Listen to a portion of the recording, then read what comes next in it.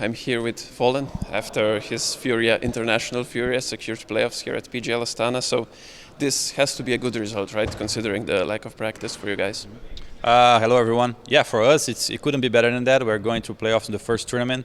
We had only 7 to 10 days of practice, real practice together, and very happy with the result. Our job is not done for sure. We want to test ourselves with even better teams in pressure arena, and let's see how it goes. And I wanted to ask you about this change, right? Because for you personally, I think it's the biggest one, right? Transitioning from Hopper to Rifle. But why was this the move that you took FURIA in? This time, I made this move because I felt that the teams who were winning the tournaments the most, they have Alpers who are playing out of their minds. They have Zayu, Monesi, Shiro, all those guys. They are playing on a level with the WP that on the last years I have been unable to match. And not only because I was calling on the same time, maybe a little bit because of that, but I wouldn't say it's only because of that. I think those guys are playing on a different level, and I think if FURIA wants to be contending for titles in the future, we need an Alper that can be somewhere close to those guys because they decide matches a lot. And secondarily, you can only do 2 changes in a team at the same time because otherwise you lose most of your points and stuff like that. So I could have stopped playing on June now, but I decided to try myself in a different role to see how I would play as only a IOGL as well. And I had an idea that I could play well, and I had good ideas on how to work with the team and how to call inside the game, but I couldn't know how well I would perform in terms of getting the kills, So I'm pretty satisfied with the way it went on the first tournament because I felt like I could make impact.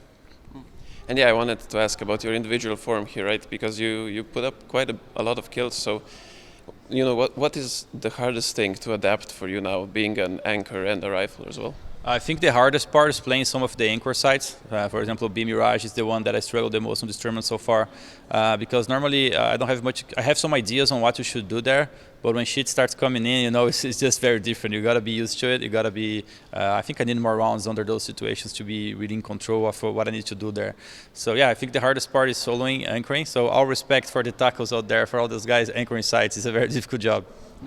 And your new Opera, right, molodoy, he's been a bit hot and cold, I guess you would say, which is to be expected considering all the context, right? But how has he adapted to like Tier 1 and English communication as well?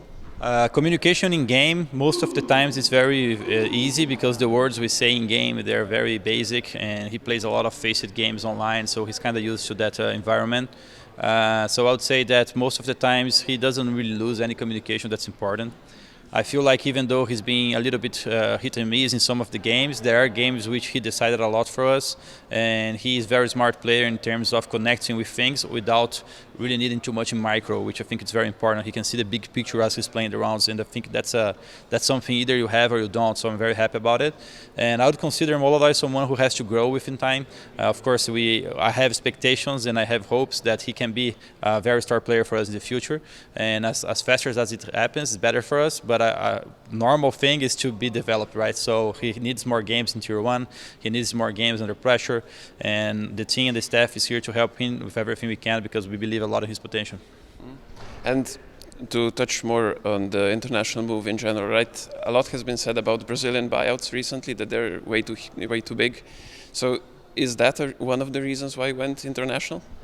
I think after we joined.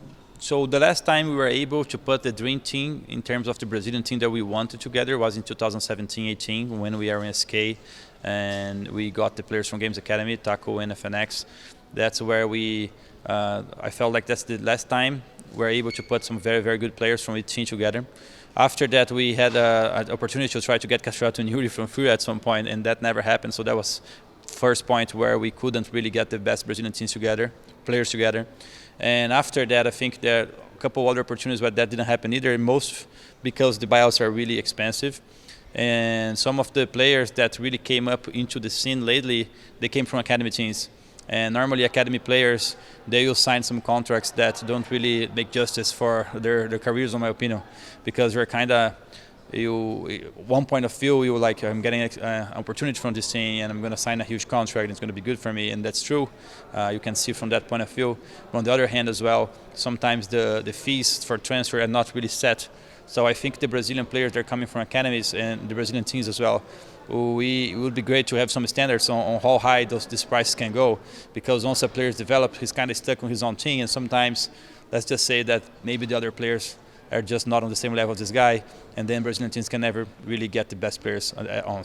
So yeah, one of the reasons we went international is because, internationally speaking, you have much more options. For Kindar, for example, he wasn't playing anything, and he's very ready for Tier 1. He's a super good player, and he was just out there. And also European players, English speakers, have much more opportunities and players to get from. And do you feel like this kind of is holding back the Brazilian scene right now? Because the country has a lot of good teams, but I guess there's no like Tier 1 trophy contender. Yeah, right now we're missing the key factor for me personally, the Alper. I have been one of the best Alpers in Brazil in the last years, and I have not been playing as great as the best Alpers in the world. And that's just a fact. I'm completely fine with that, and even saying that.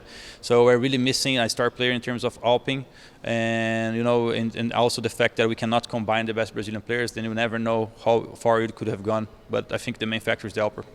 Okay, thank you very much.